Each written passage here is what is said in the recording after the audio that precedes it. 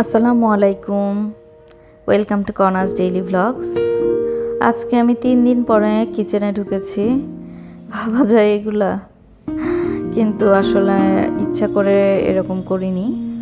আমার একটু হালকা জ্বরের মতো এসেছিল, শরীরটা ভালো ছিল না বেশি। সো আমার হাজব্যান্ডও এই কয়দিন সে বাইরে বাইরে খেয়েছে।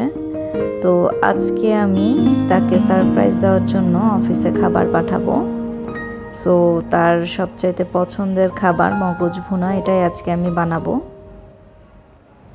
আমি এখানে পানিটা ফুটিয়ে নিয়েছি হলুদ দিয়ে অল্প, আর মগজটা দিয়ে দিলাম।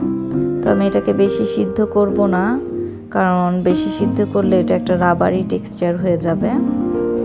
2-3 মিনিট জাস্ট একটু ফুটিয়ে নিলেই হয়ে যাবে। এটা হয়ে গিয়েছে। আমি এখন এটাকে নামিয়ে ঠান্ডা করে নিব, তারপরে পরিষ্কার করব। সো আজকে আমি আমার সেকেন্ড রেসিপিতে চলে আসলাম। আজকে যে আমি কি রান্না করব সেকেন্ড রেসিপিতে আমি নিজেও জানি না, কারণ আমার বাপ দাদা 14 গোষ্ঠীর জীবনে কেউ কোনো দিন এই রেসিপি খায় নাই, আর আমার শ্বশুর বাড়িতেও আমি কখনো খাইনি এটা।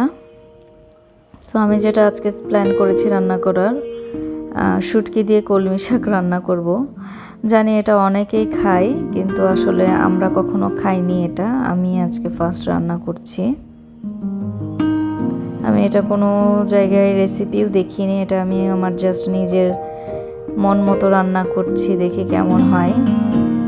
তো সবসময় যেটা হয়, আমি যখনই নতুন কিছু ট্রাই করি আমার জামাই আমাকে সেই রকম একটা পচানি দেয়, কারণ ও নতুন খাবার ট্রাই করতে খুব ভয় পায়। সো আমি এখানে শুটকি মাছগুলো একটু ভালো মতো ভেজে নিলাম, কারণ আমার শুটকি মাছ ভালো মতো না ভাজলে খেতে ভালো লাগে না। সো আমি এখানে যেটা করেছি, ওই একই তেলে পেঁয়াজ কুচি, রসুন কুচি, একটু আদা বাটা, একটু রসুন বাটা, হলুদ গুঁড়ো, মরিচ গুঁড়ো আর একটু জিরা গুঁড়ো দিয়ে দিয়েছি। এখানে আমি কোনো ধনিয়ার গুঁড়ো ইউজ করছি না আজকে। যে কোনো শুটকি রান্নায় আসলে রসুনটা বেশি করে দিলে খুবই মজা লাগে। সো এখানে আমি আমার ভেজে নেওয়া শুটকিগুলো দিয়ে দিলাম। তো এটাকে আমি একটু ভালো করে কষাবো যতক্ষণ না কাঁচা স্মেলটা চলে যায় আর শুটকিগুলো একটু নরম হয়ে আসে, কারণ যেহেতু শাক দিয়ে রান্না করব বেশি একটা পানি লাগবে না সিদ্ধ হওয়ার জন্য। সো এখানে আমি একটু পানি দিয়ে সিদ্ধ করে নিচ্ছি শুটকিগুলোকে। সো এই রান্নাটা মূলত হচ্ছে ময়মনসিংহের ওদিককার রান্না। ওরা হচ্ছে এটা চ্যাপা শুটকি দিয়ে করে থাকে।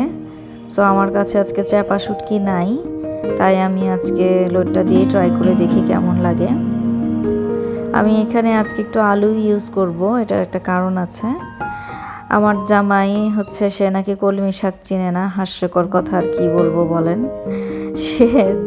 আমি তাকে বলেছিলাম যে বাজার থেকে কলমি শাক নিয়ে এসো। সো সে বাজারে গিয়ে দোকানদারকে জিজ্ঞাসা করছে যে এটা কি কলমি শাক ভাই? সে যখন বলছে জি এটা কলমি শাক, তখন সে ভয়ে ভয়ে, তাও খুব ডাউট ছিল মনে যে আসলেও এটা কলমি শাক কিনা, সে ডাউট থেকে ছোট ছোট 2 আটি নিয়ে আসছে।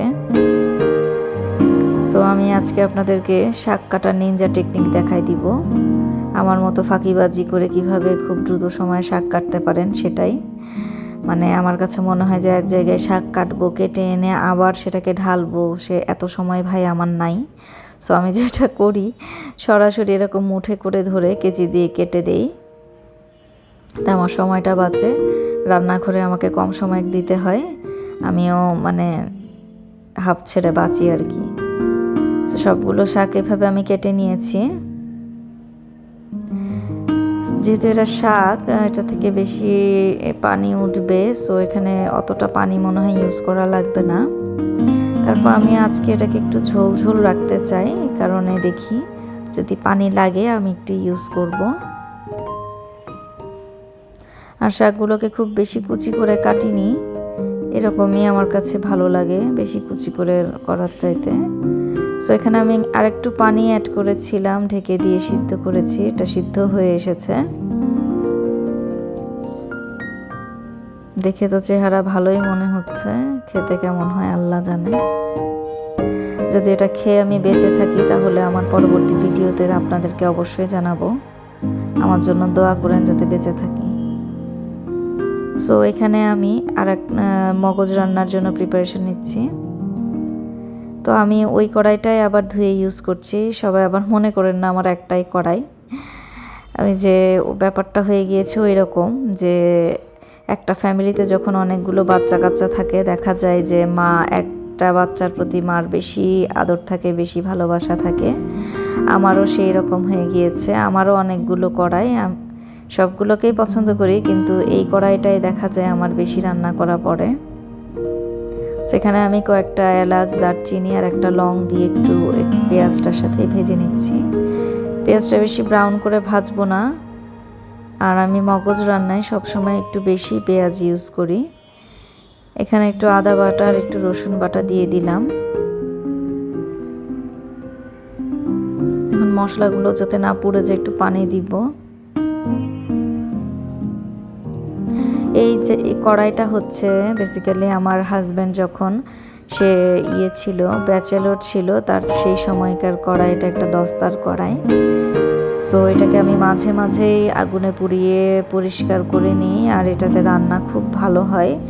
এই কারণে দেখা যায় আমি খুব বেশি এটা ইউজ করি। আর আমার যে কড়াইগুলো আছে সেগুলো একটু সাইজে বড়, আর এটা একটু ছোট। আর যেহেতু আমি মাত্র 2 জনের জন্যই রান্না করি, সো আমার কাছে এই কড়াইটা ইউজ করা বেশি বেটার মনে হয়। আমি এখানে একটু আদা রসুন দিয়েছিলাম আগে, একটু জিরা গুঁড়া, ধনিয়া গুঁড়া, হলুদ গুঁড়া, মরিচ গুঁড়া দিয়ে দিলাম। একটু পানি দিয়ে এটাকে বেশি কষাবো। আসলে আমরা যেভাবে মাংস রান্না করি ঠিক সেম প্রসেসেই মগজটাও রান্না করলে মজা লাগে। তো আমি যেটা করেছি, এলাচগুলো আমি একটু ভালো করে থেতো করে দিয়েছি, এতে এলাচের ফ্লেভারটা খুব ভালো বের হয়।